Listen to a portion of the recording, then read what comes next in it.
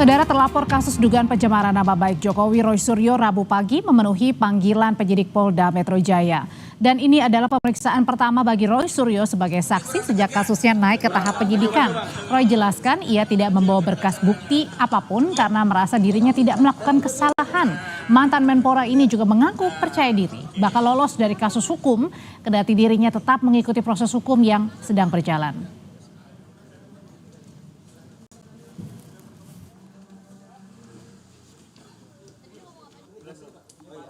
Sebuah laporan yang salah, sebuah laporan yang konyol, ya banyak sekali kesalahan dan harusnya sebagai Kapolda Metro Jaya yang baru, ya Bapak Irjen Asep, ya tolong koreksi anak buah Anda, ya anak buah Anda menjalankan tugas yang tidak semestinya. Sejauh ini PD nggak salah di kasus ini ya? Oh iyalah, gitu justru kami makanya berani menerbitkan buku itu dengan benar, gitu ya, gitu. Saya kira itu dulu, ya.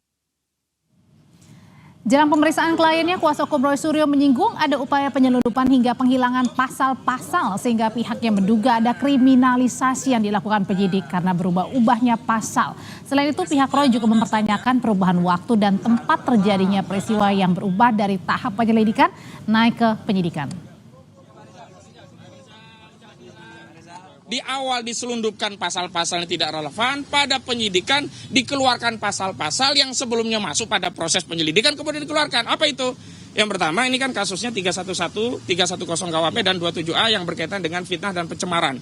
Tapi tiba-tiba dimasukkan ada pasal 35 dan 32 Undang-Undang ITE yang ancamannya 12 tahun dan 8 tahun begitu. Memang pasalnya 310, 311 dan 27A tentang pencemaran dan fitnah nggak relevan, nggak boleh diterima pasal 35. Dan disitulah ya ada intensi yang jahat dari pelapor yakni Saudara Joko Widodo ingin ya agar orang yang tersangka dengan status walaupun pencemaran karena ada pasal 35-nya itu bisa ditahan. Walaupun nanti di pengadilan nggak terbukti 35-nya, yang penting dalam proses penyidikan bisa untuk nahan. Ini jahat ini. Ya, saya nggak tahu, mereka ini sangat ngotot bahwa ijazah itu palsu. Tapi mereka sendiri juga mengaku tidak pernah melihat ijazah tersebut. Mengaku tak membawa berkas maupun bukti tambahan, terlapor kasus dugaan pencemaran nama baik Jokowi Roy Suryo menjalani pemeriksaan perdananya setelah laporan Jokowi naik ke tahap penyidikan. Meski Roy mengaku optimistis lolos dari jeratan hukum, politisi PSI Ade Armando menilai bila nantinya polisi menemukan bukti Roy CS pernah mengklaim ijazah Jokowi adalah palsu, maka status Roy dan kawan-kawan dipastikan naik jadi tersangka. Terasa sekali bahwa apa yang dituduhkan oleh Bung Roy Suryo dan kawan-kawan itu memang tidak berdasar ya. Tuduhan mereka bahwa ini adalah sebuah ijazah palsu itu sangat lemah. Bukti-buktinya ya. Nah sekarang tinggal polisi kalau mereka memang menemukan bukti-bukti yang menunjukkan bahwa pernyataan yang berisi tuduhan bahwa ini ijazah palsu itu adalah sesuatu yang benar adanya, bahwa memang pernah dinyatakan oleh Bung Roy atau oleh Bung Risman atau Dr. Tifa, maka wajar sekali kalau itu dinaikkan ya menjadi para tersangka di pengadilan ya. Namun Roy yakin pintu masuk meneliti keaslian ijazah Jokowi yakni dengan menguji keaslian skripsi, di mana Roy mengklaim skripsi Jokowi tidak ada lembar pengesahan ujian. Gini, jadi orang yang pernah kuliah, apalagi Bang Ade ini kan pernah dosen, saya dulu pernah ngajar bareng sama dia ya gitu. Jadi artinya kita tahulah seseorang yang mau lulus itu kalau mau terbit ijazah itu pasti timbul karya terakhir, karya ujiannya. Kalau itu S1 yaitu adalah skripsi, kalau itu S2 yaitu disertasi, tesis, kalau S3 yaitu disertasi. Nah nggak ada yang namanya skripsinya Jokowi itu lembar pengesahan ujiannya, nggak ada. Saya udah pegang skripsinya, skripsi asli. Ijazahnya ya. Bung Roy, ijazah. Nggak ada lembar pengujiannya. Loh iya, skripsi yang tidak ada lembar pengujiannya, dan Prof. Sofyan Effendi juga mengatakan dan banyak dosen lain mengatakan skripsi itu nggak pernah diuji, ya berarti nggak lulus. Orang yang nggak lulus skripsinya, nggak lulus pendidikannya, nggak dapat ijazah lah. Secara maraton, penyidik Polda Metro Jaya mulai memanggil sejumlah saksi dari pihak terlapor. Selasa kemarin, polisi sudah periksa seorang jurnalis, aktivis perempuan, dan seorang YouTuber. Pemeriksaan para saksi terus berlanjut hingga Jumat nanti. Tim Liputan Kompas TV. Roy Suryo kembali diperiksa sebagai saksi atas 5 laporan terkait kasus ijazah Jokowi. Pertanyaannya, akankah kali ini Roy Suryo bakal ditetapkan sebagai tersangka? Kita bahas bersama kuasa hukum Roy Suryo CS, Jahmada Girsang. Selamat sore Bang Jahmada. Selamat sore Andri. Dan ada juga Wakil Ketua Umum Jokowi Mania, Andi Aswan. Mas Andi, selamat malam. Selamat sore maksud saya. Ya, masih belum dibuka, Mas Andi. Saya mau ke Bang Jahmada dulu. Bang Jahmada, apakah Anda yakin bahwa klien Anda, Roy Suryo, ini bakal dapat lolos dari jeratan hukum? Oke, terima kasih Audrey ya dan rekan Andi Aswan yang ada di Zoom. Kami selaku kuasa hukum tentu yang pertama setiap menangani perkara itu keyakinan itu nomor satu. Nomor satu dong. Keyakinan yang mana Bang? Keyakinannya kami sampai sekarang klien kami akan bersih. Dari tuduhan atau laporan laporan aduan dari Pak Jokowi pasal 310, 311 itu kami akan buktikan bahwa itu bisa kita sangkal gitu loh. Itu kita bisa patahkan. Hanya sekarang berkembang seperti yang katakan oleh rekan tadi di TV sampai 12 orang sekarang katakanlah terlapor itu menurut kami juga masuk dalam kriminalisasi gitu. Memang pembuktiannya apa saja yang dibawa hari ini oleh Mas Roy diperiksa di penyidik? Pembuktian hari ini boleh dikatakan seperti yang sebelumnya aja. Hampir sama waktu dengar klarifikasi. Kurang lebih 1 bulan lalu. Ya waktu itu memang kita tidak bawa bukti. Waktu klarifikasi kita hanya ingin dari pihak yang mengklarifikasi penyidik saat itu. Apa yang kita ditampilkan ke kita. Ke klien kami. Sepertinya pemanggilan penyidikan saat-saat sekarang ini dimulai Selasa kemarin, hari ini, besok dan Jumat, hal yang sama juga diulang. Nah, cuman kita Tapi kan ini sudah naik ke tahap penyidikan. Ya, sekarang tahap penyidikan panggilan kedua kan. Gitu loh. Kita turutin panggilan pertama kemarin kita tidak ikutin karena menyangkut kegiatan klien kita untuk 17 Agustus dan penerbitan buku. Gitu. Oke, kalau dari Anda sendiri yakin ya bahwa Roy Suryo ini tidak lolos ya dari jeratan hukum? Saya mau tanyakan kalau gitu ke Bang Andi. Bang Andi, selama ini kan pihak Roy klaim ya bahwa kerja-kerja mereka adalah kerja penelitian sehingga tidak tepat dipolisikan dan ini merupakan upaya kriminalisasi, bahkan tadi dibilang bahwa ada intensi jahat. Tanggapan Anda, Mas Andi? Ya, menurut saya ini bukan masalah kriminalisasi di sini.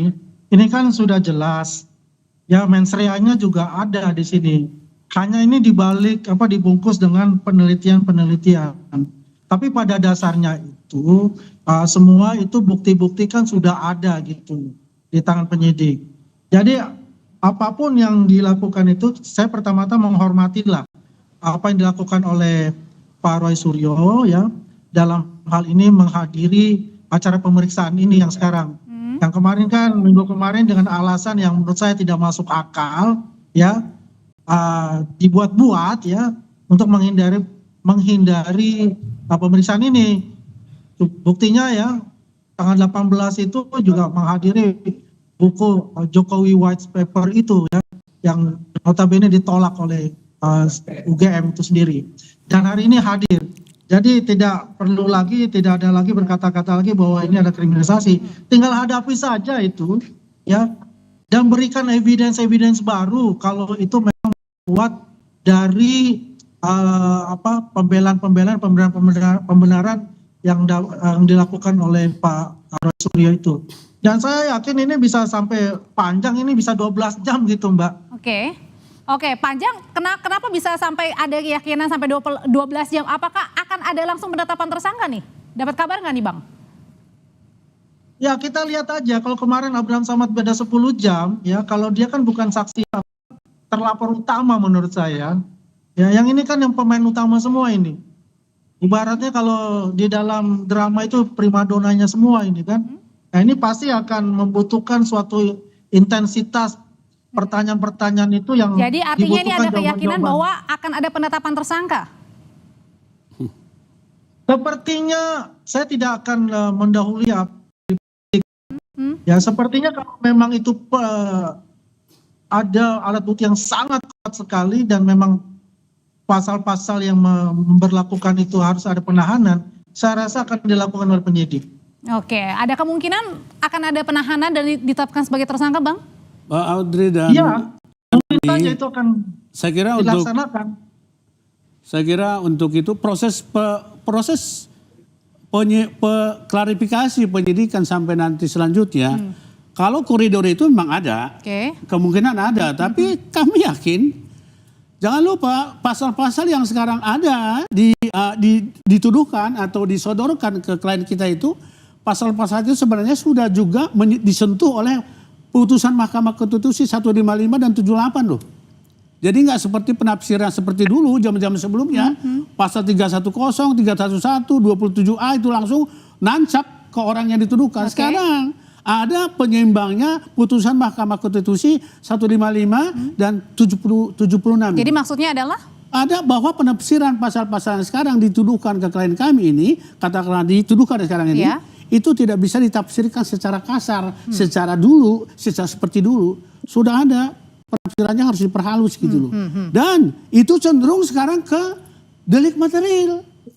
Contoh penghasutan yang 160 sekarang dilaporkan oleh selain Pak Jokowi itu kan penghasutan. Itu nggak sembarang, harus ada duduk fakta penghasutannya di masyarakat. Artinya masih jauh untuk penetapan tersangka bagi masih jauh menurut saya. Hari ini, katakanlah minggu ini kan Marikan kedua, tiba-tiba ada tersangka, menurut saya terbuktilah kriminalisasi itu gitu loh. Semakin nyata di mata masyarakat bahwa ada kriminalisasi itu. Kalau saya kira ada penetapan tersangka katanya kriminalisasi katanya terlalu prematur menurut saya. Jadi jangan ya, apalagi ini menyangkut menanggung puluhan orang. Dan saya kira ini sudah menampakkan. Saya tanyain hal itu ya ke Bang Andi kalau gitu ya. Ya silakan Bung Andi. Bang, ada kriminalisasi kalau misalnya jadi ada tersangka penetapan di minggu ini. Ya ini kan kita nggak bisa mendikte para penyidik. Para penyidik kan mempunyai alasan-alasan tentu kalau itu diadakan penahanan pada hari ini juga. Itu kan terserah dari penyidik itu. Dan pasal-pasal yang akan diberikan kepada Roy Suryo ini ya tergantung dari penyidik. Kalau pasal-pasal itu memang 5 tahun ke atas ya, dan ganjarannya itu ya pasti akan ada penahanan untuk itu. Tapi Bang itu Andi, kita berandai-andai lah. Kalau memangnya itu katakan penyidik ditahan ya kita harus bawa juga gitu kan. Seperti itu. Tapi dari kubu Roy Suryo CS juga ini menyinggung soal adanya pasal-pasal yang sengaja diseludupkan begitu. Nah, bagaimana pasal-pasal yang sengaja diselundupkan? Dari awal kan sudah ada, itu kan mengatakan ada pasal 160 ya. Terus ada pasal 435 gitu kan. Itu kan yang diselundupkan yang di mana gitu. Kan itu kan pasti kan di dalam surat itu kan sudah dicantumkan pasal-pasal yang akan dikenakan. Karena katanya ada pasal-pasal penyelundupan pasal-pasal Bang yang hukumannya ini di atas 5 tahun begitu. Nah iya, kan di undang-undang ITE itu kan. Nah, sekarang yang menyelundupkan itu siapa, ya? Dan kemudian kenapa ada kata-kata menyelundupkan di situ, gitu? Kalau pertanyaan juga yang lucu buat saya. Kalau berdasarkan tadi pernyataan dari Bang Kosidudin di Polda, Bang Jamada, itu katanya ada pasal-pasal yang sengaja diselundupkan begitu. Ini sebenarnya siapa kira-kira yang menyelundupkan pasalnya secara tiba-tiba ini? Pak Audrey sama Bang Andi, rekan Andi, yang disebut pasal penyelundupan ini begitu loh. 30 April itu aduan dari Pak Jokowi pasalnya 310, 311, kan gitu kan? Itu mainstreamnya. Kemudian ditambah oleh orang-orang yang tahu dari mana itu menambahkan laporan itu. Sebenarnya kita konsisten dengan pasal 310, 311 itu. Itu pencemaran dan fitnah itu. Itu loh konsentrasi di situ. Ini banyak yang nompang-nompang nih. Nompang keren barangkali, nompang beken, nompang apa segala macam. Siapa itu penumpangnya? Itu kita masukkan adalah pasal penambahan itu, pasal penompangan itu, pasal penyelundupan itu gitu. Siapa yang menyelundupkan, Bang? Ya, kan ada 4 pelaporan itu selain Pak Jokowi ada 4. Saya nggak sebut namanya lah. Mereka ikut melaporkan pasal 160, pasal 32, pasal 52. Kan itu kan. Seharusnya itu konsen aja. Karena itu mengancam hukum seolah-olah terlapor ini, para terlapor ini diancam dengan suatu ketakutan yang gimana gitu loh. Itu yang kita maksud, kita definisikan pasal penyelundupan. Masalah kita beda pendapat masalah ini terserah. Bang, tapi sebenarnya apa sih dari pasal-pasal yang diselundupkan itu yang paling ditakutkan oleh kubu Anda? Ya pasal yang mengatakan ada pasal ancaman hukumannya 6 tahun contohnya kan itu kan. Ya pasal 52 pasal 32 dan sebagainya itu kan ada ancaman hukumannya itu. Yang artinya itu bisa ditetapkan sebagai tersangka dan langsung ditahan. Kalau itu jadi tersangka kan menjadi tahan. Kan tujuannya gitu kan. Sedangkan pasal 310, 311 itu ancaman hukuman 1 itu maksimum 4 tahun. Kalaupun terbukti gitu loh. Kalau kita konsen di situ kan belum tentu ada penahanan. Dibuktikan dulu. Jangan ada satu lagi di senjata kita loh. Hari ini klien-klien kita kan diperiksa nih di Polda Metro Jaya. Ada yang mengatakan, bukan ada yang mengatakan, memang dalam pemeriksaan itu harus ada keseimbangan loh. Kita yang terakhir adalah tunjukkan dulu juga ijazah aslinya, baru lanjutkan penyelidikan gitu loh. Ini jangan lupa itu. Jadi balance gitu loh ya. Katanya Bang, ini ada yang memasukkan begitu dengan sengaja pasal-pasal. Siapa sebenarnya? Emang benar ada yang sengaja memasukkan pasal-pasal untuk menjerat Roy Suryo nih masuk tahanan? Ya, biar bagaimana mau pakai pasal 310, 311 kayak dan yang lain. Kalau memang terbukti ya pasti akan masuk tahanan gitu kan. Ya jelas ya, nggak main-main lah. Para penyidik ini dalam menentukan pasal-pasal yang dikenakan itu kan nggak main-main juga gitu. Banyak barang-barang bukti itu ya yang dikumpulkan ya dari Pak Jokowi sendiri, dari tim hukum Pak Jokowi sendiri, dari para relawan yang melaporkan kan ada 4 ya, ada 4 perkara itu. Ya, masing-masing kan dimasukkan oleh penyidik itu dari berdasarkan dari barang bukti oleh penyidik terima dari saksi pelapor-pelapor itu loh. Jadi apapun itu pasal dikenakan itu ya jangan kita bilang bahwa itu pasal penyelundupan. Tidak mungkin akan ada selundupan itu. Memang barang yang diselundup gitu. Baik. Ada fisiknya. Kita tangkap sudah. Terima kasih Bang Andi, terima kasih juga Bang Jahmada. Selamat sore semuanya. Selamat sore. Selamat sore Mbak Deni. Setelah